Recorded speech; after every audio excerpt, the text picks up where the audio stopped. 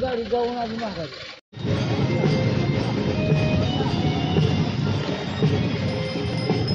बेंबळी धाराशिव रोडला ट्रॉफिक फार वाढलेली आहे.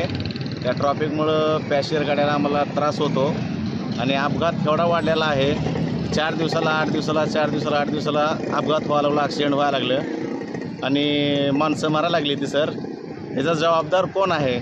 रोडचा गुत्तेदार आहे, पूल बारीक आहे, ती पुलावरून डबल गाडी पास होत नाही, त्याच्यामुळं पॅसेंजर गाड्याला पण खूप त्रास होतो. सर, याचे जबाबदार कोण आहे याची आम्हाला माहिती द्यावी.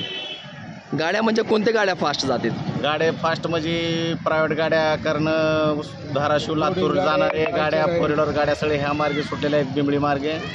आणि आयचर गाड्या कोथिंबीरचे फार वेगळ्यात असते ती, त्याच्यामुळं पॅसेंजर गाड्याला एवढा त्रास होतो की आम्हाला खाली घेऊन ब्रेक करून थांबावं लागतो ती गाडी जायचं. एवढा त्रास आहे सर. त्याच्या